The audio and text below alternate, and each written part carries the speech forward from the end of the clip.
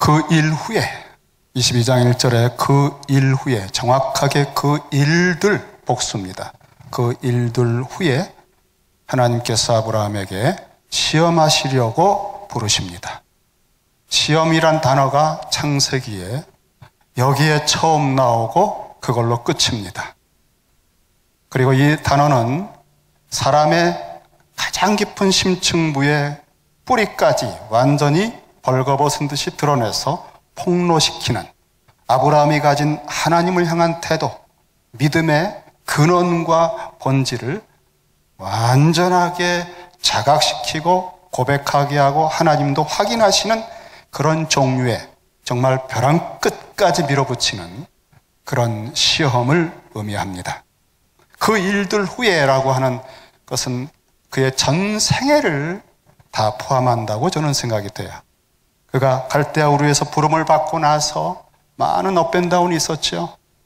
믿어지지 않고 또 불신 중에 하갈과 이스마엘을 낳고 또 하나님 앞에 여러 가지 말씀을 들으면서도 믿어지지 않아 웃었던 그가 결정적으로 변화와 도약을 하게 된 것은 나는 전능한 하나님이다. 이스마엘을 끼고 내 얼굴낯을 피하여서 나무 뒤에 숨듯이 믿음을 잃어버리는 삶에서 돌이켜 내 얼굴 앞으로 돌아오라.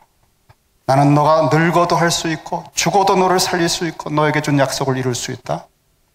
내게로 다시 돌아오라 하시는 말씀 앞에 그는 다시 시작을 했습니다. 그게 할례 언약이었어요. 그리고는 더 확실하게 그가 변화된 것은 정말 할례 받은 자기의 생식기를 통해 전능하신 하나님께서 늙어버린 자기와 죽어버린 태를 가진 아내를 통해 이삭을 낳게 하신 겁니다.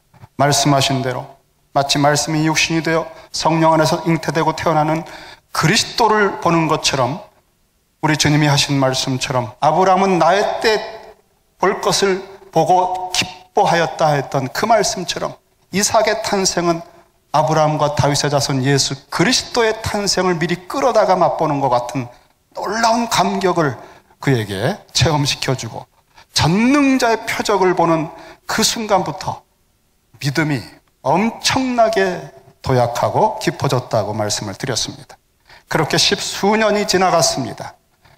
든든해진 믿음, 하나님 기대하신 사람의 모습을 이제 만천하에 드러내고 자랑하고 싶으셨던 것 같아요.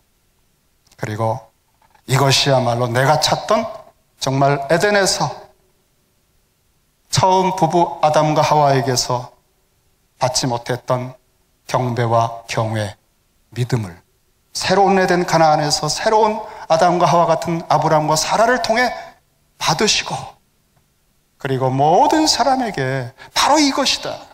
바로 이것이 내가 기다리던 내가 찾는 사람의 모습이라고 복의 근원처럼 세우시는 깃대처럼 세우시는 그 결정적인 시험을 오늘 작정하고 하시는 겁니다.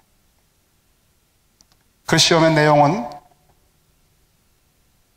아브라함에게 있어서는 너무나 소중한 아들 이삭, 이미 이스마엘은 내보냈어요. 이제 이 이삭이야말로 독자입니다. 그런데 하늘의 별같이 모든 민족을 복되게 하는 언약을 가진 이삭에 대해서 하나님께서 내 아들, 내 사랑하는 그리고 하나밖에 없는 독자 이삭이라고 말씀하셔요. 그것은 아브라함의 마음입니다. 하나님의 사랑하는 아들, 너는 내 기뻐하는 자요, 내가 너를 사랑하는 아들이요 기뻐하는 자라. 독생하신 하나님의 아들 예수 그리스도를 십자가로 올라가게 하시는 아버지의 마음을 이 땅에 누구에게도 나눌 수 없는데 하나님의 버신 아브라함에게 그 깊은 가슴 속에 구속의 사건을 함께 공유하는 시험이기도 하지요. 여러분, 하나님께서 비밀을 아무에게나 나눠주지 않습니다. 하나님이 하시는 일을 소돔을 멸망하고 역사의 마지막 종말에 일어날 사건들을 미리 끌어다가 소돔의 멸망을 귀뜸해 주시고 기도하게 하시는 이 비밀들을 공유하는 하나님의 벗 아브라함에게 하나님께서 가장 깊숙한 하나님의 비밀, 구속의 비밀, 독생자 예수 그리스도의 십자가의 비밀을 오늘 그에게 나타내 주셔요. 그 독자 이삭 사랑하는 아들을 데리고 모리아 땅으로 가서 내가 내게 일러준 한 산 거기서 번제로 드려라. 여러분, 번제는 예배 중에서도 각을 떠서 완전히 불태워버리는 흔적도 없어집니다. 그러니 이것은 모든 약속과 미래의 소망이요, 이스마엘도 없어지고 이제는 이 한 아들밖에 없는데 이 한 아들을 다 그냥 연기로 화해버리는 거니까 이건 어마어마한, 인간적으로 보면 참 힘든 요구입니다. 그러나 여러분 생각해 보세요. 바로 그러기 때문에 나는 전능한 하나님이다, 너는 내 얼굴 앞에서 행하여 완전하라고 하신 말씀을 짚어볼 수 있는 거예요. 전능하신 하나님, 천지를 창조하신 하나님, 죽은 태에서 이삭을 만드신 하나님, 그리고 하늘의 별 같은 자손과 그 모든 미래를 만들어내실 수 있는 하나님으로 믿는다고 교리적으로 고백하고 신학적으로 진술할 수 있지만, 실제 이러한 시험과 또 하나님을 예배하는 자로서의 테스트 앞에서 진짜 믿어야만 이 소망 덩어리 이삭을 번제할 수 있어요. 왜냐하면 이렇게 믿어야만 가능해요. 죽어도 다시 살리실 수 있는 전능하신 하나님이다. 없어도 있게 하실 수 있는 전능하신 아버지다. 그리고 반드시 이 이삭을 통해 그 뜻을 이루시겠다는 약속을 신실하게 지키시는 전능하신 하나님이다 라고 진짜 믿을 때만 이삭을 번제할 수 있어요. 아브라함은 아침에 일찍 일어났습니다. 시작은 괜찮아요. 그리고 종들과 함께 준비할 걸 다 준비하고 3일 길을 걸어갑니다. 이 3일 길의 과정 속에 돌아갈 수 있는 기회는 있었습니다. 그러나 그가 돌아가지 않고 3일 길을 다 갔습니다. 그리고 3일째 됐을 때 하나님 지시하신 산이 이제 눈앞에 보입니다. 4절에 보니까 제3일에 아브라함이 눈을 들어 그곳을 멀리 바라본지라.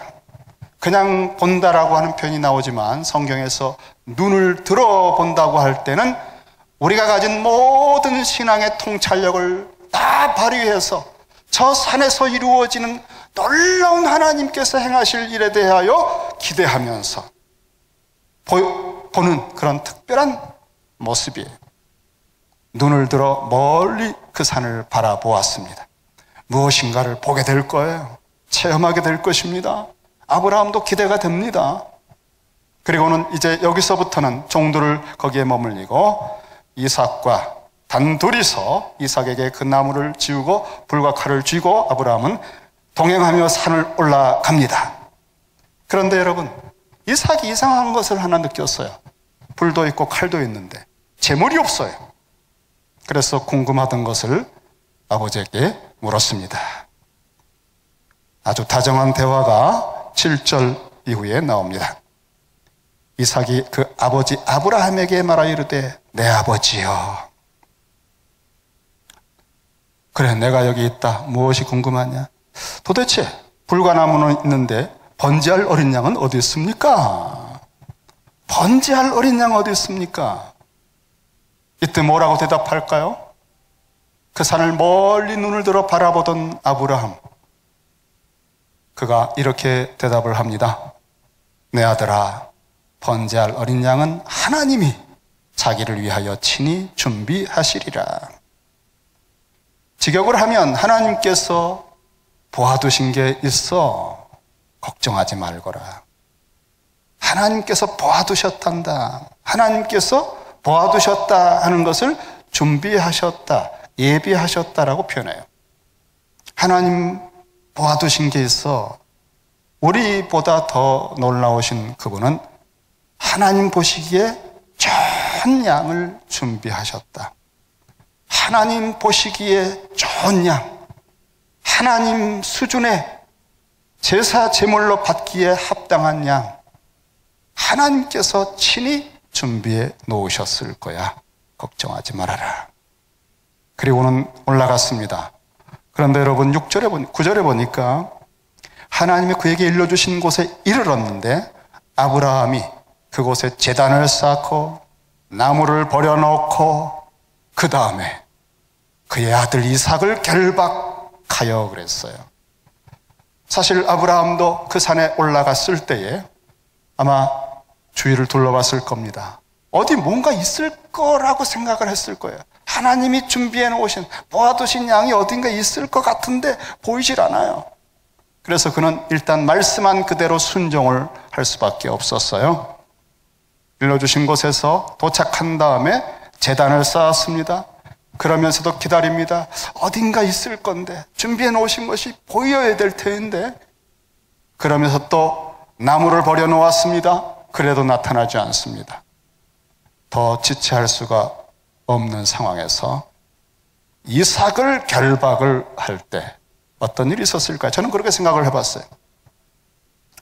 아들 이삭을 결박해야 되는 순간에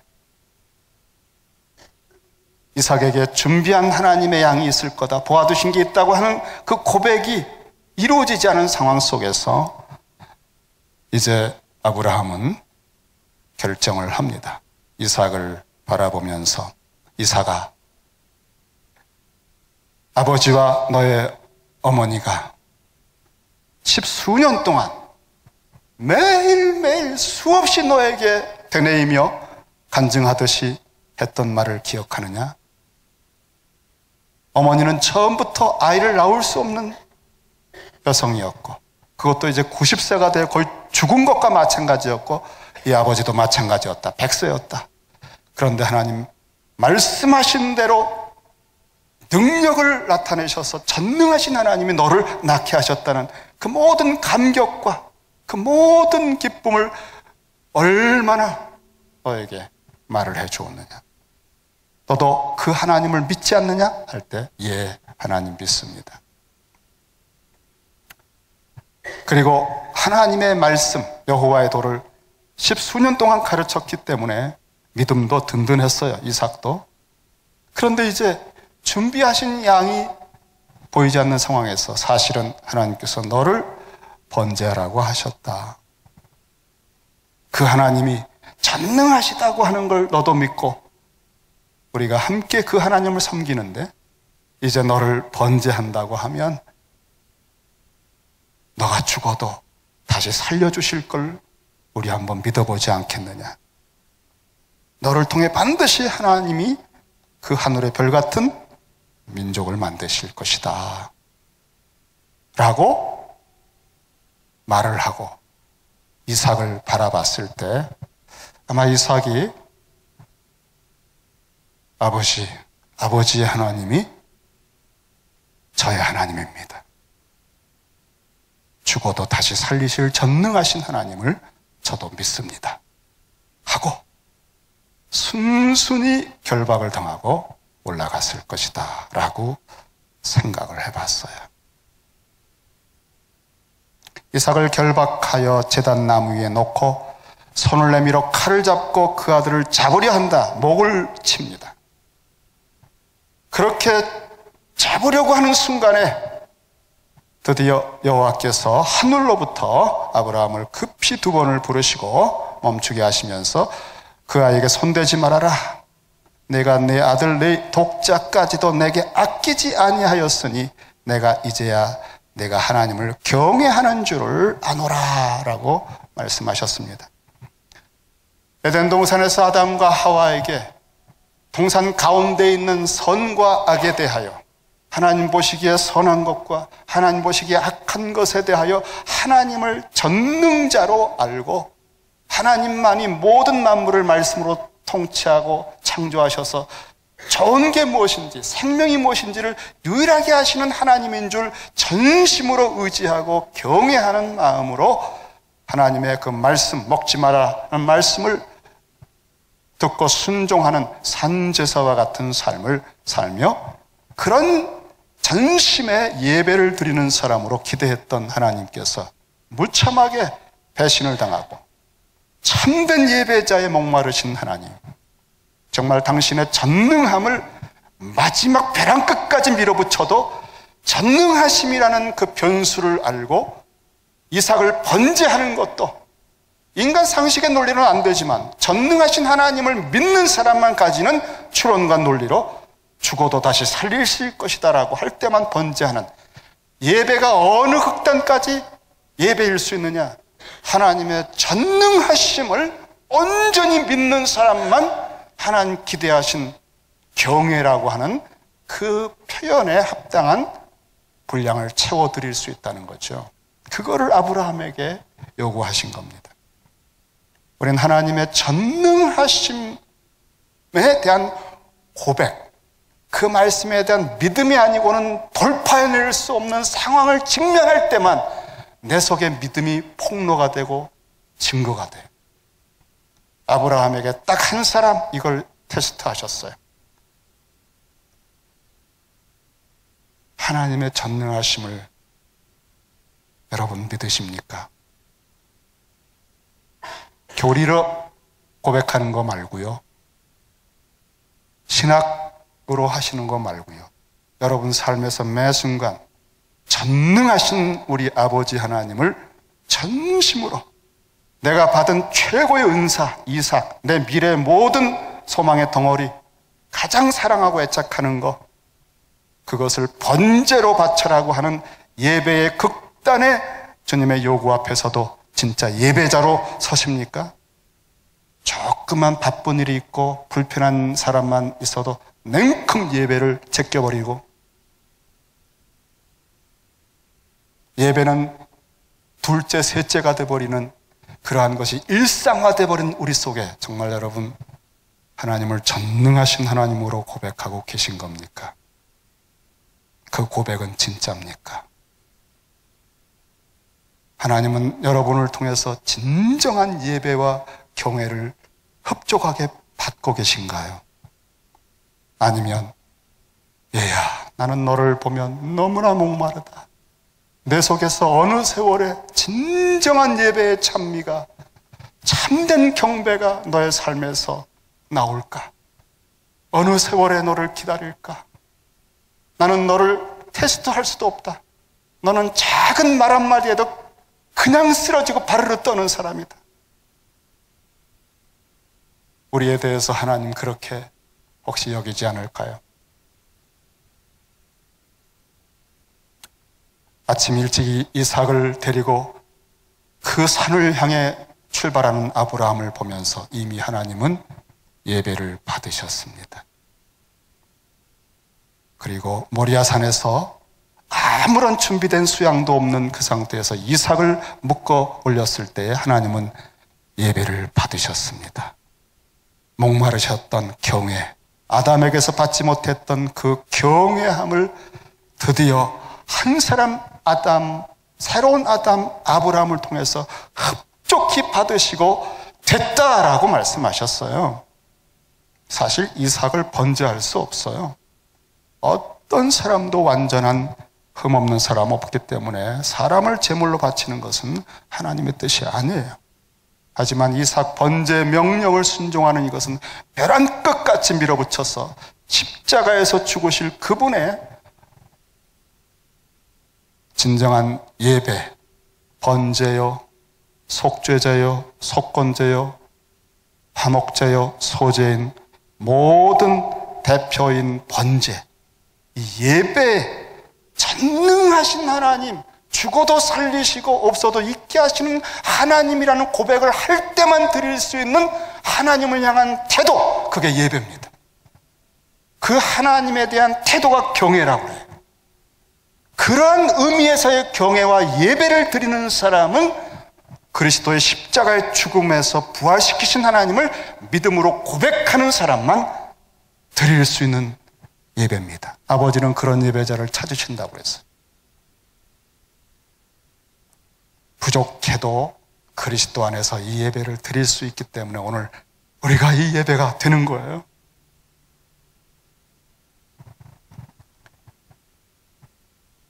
그 다음 13절 말씀이 저희들에게 새로운 세계를 열어줍니다. 아브라함이 눈을 들어 살펴본즉, 두 번째 눈을 들어, 처음에는 멀리 눈을 들어 보았는데 하나님 보아두신 게 있어. 이 아버지도 믿음의 눈으로 멀리 있지만 보이는 게 있구나. 하나님 보아두신 걸 보게 될 거라고 했는데 보여주지 않으셨어요. 그리고 먼저 하나님 말씀하신 그대로 이삭을 번제하는 것을 충실하게 하는 것만 요구하셨습니다. 먼저 그의 나라와 그의 의를 구할 때까지는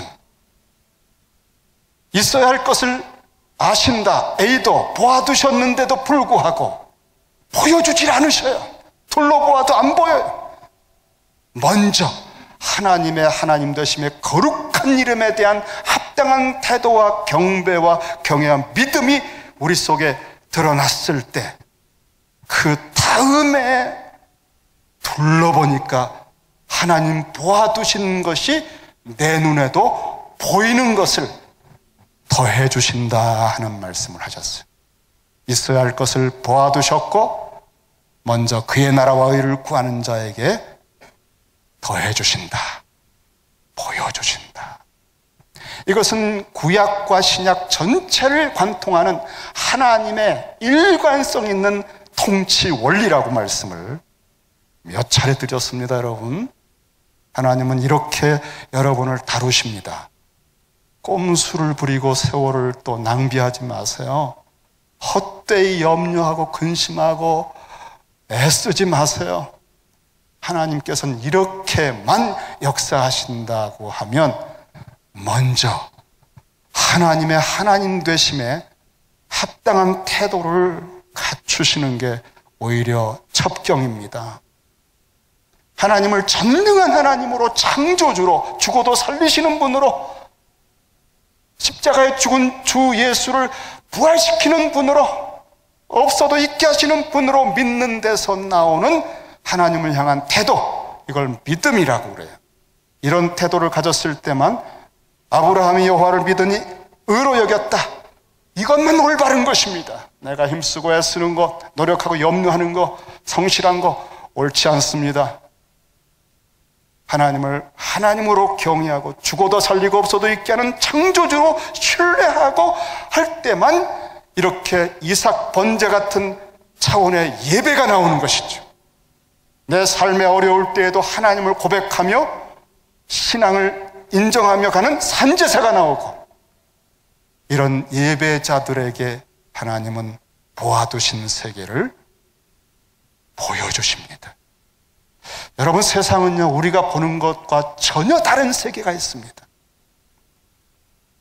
창조주 하나님을 경외할 때만 눈에서 비늘이 떨어져서 하나님 보시기에 선과 하나님 보시기에 악한 세계가 보여요.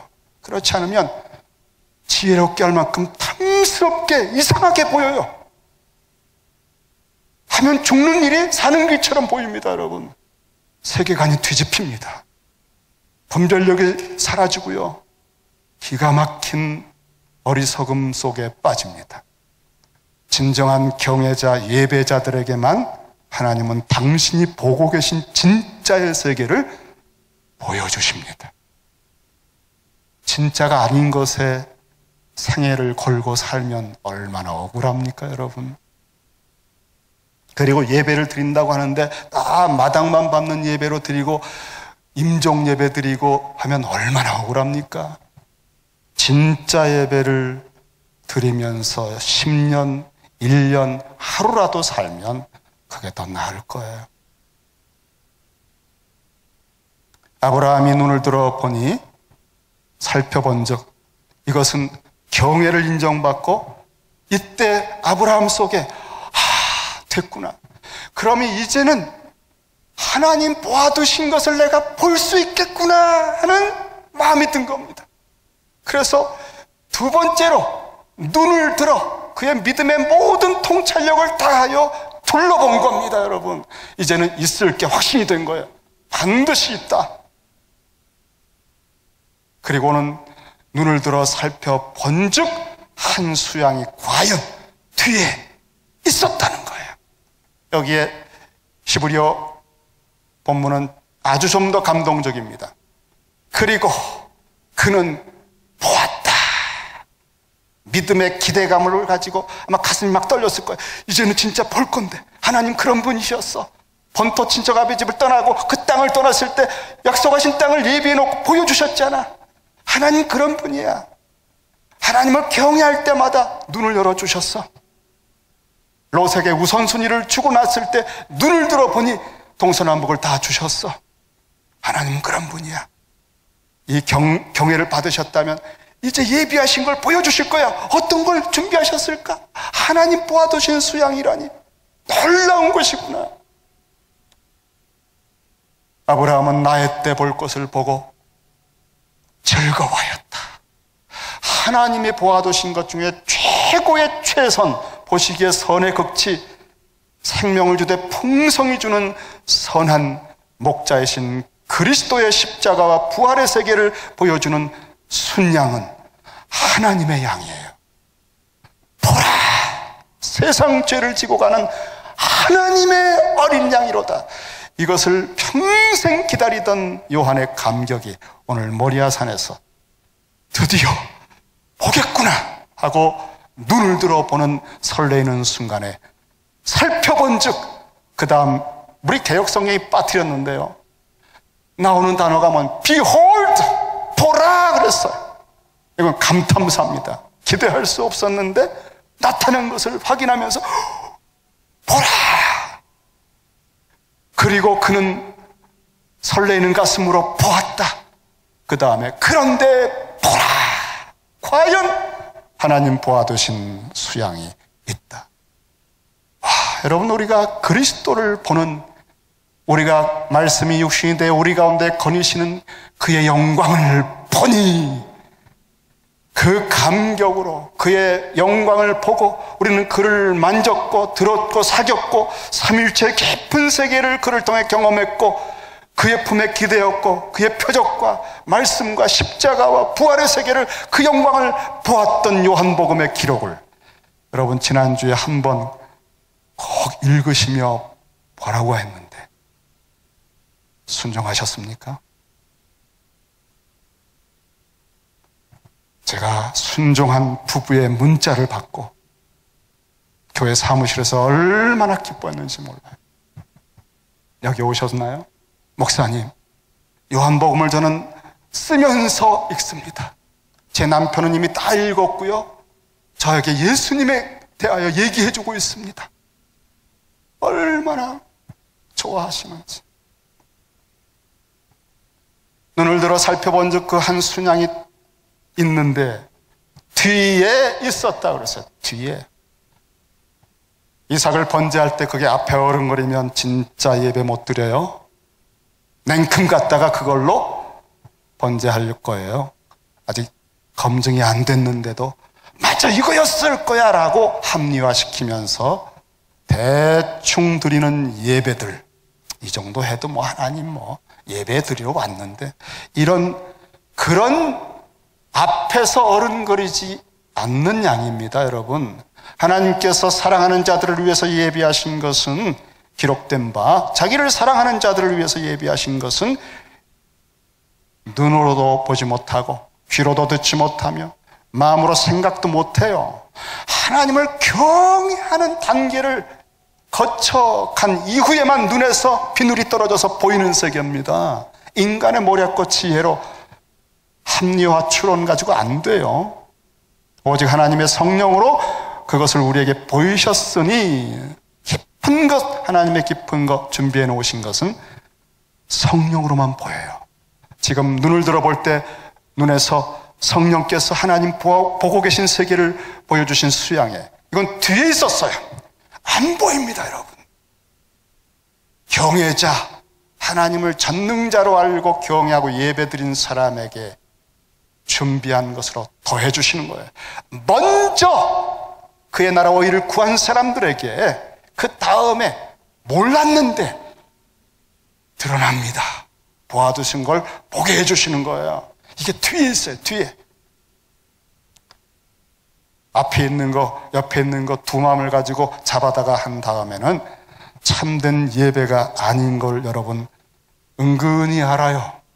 그런데도 아니야, 다 그렇지라고 합리화하면서 정말 평생 그 회색지대와 같은 좀 불편함, 그런데도 마당 밟고 있으면서도 예배라고 우기는, 그리고 믿었다고 우기는, 하나님은 연락하지도 않으셨는데 나는 예배 드리고 나왔다고 우기는, 우리가 저 산에 가서 예배 드리고 함께 돌아올 것이라고 하는 그 아브라함의 고백하고는 상관이 없는, 오늘 예배 마쳤어 라고 나오는 그러한 예배들은 다 헛됩니다. 하나님께서 보아두신 순양은 그런 양이 아닙니다. 이렇게 보인 양은 뒤에 있어요. 사람의 모략과 꼼수로는 볼 수도 없고 생각도 못했던 것인데 이제 볼 것이라는 설레이는 가슴에 그 양을 보는 순간에 감격하고 그 양을 가져다가 목을 따고 그 양으로 번제를 드릴 때, 오늘 말씀에 보니까 아들을 대신하여 번제로 드렸더라. 나보다 더 사랑하는 아들을 죽일 수 없었는데 번제하려고 했던 것을 대신하여 죽어주는 이 양에 대한 하나님에 대한 고마움과 감사가 이삭 번제로 드렸던 예배보다 더 깊은 차원에서 진짜 예배가 올려지는 순간, 예배가 예배를 부릅니다. 예배에서 예배로 나아갑니다. 바로 이러한 예배를 하나님은 기다리고 있어요.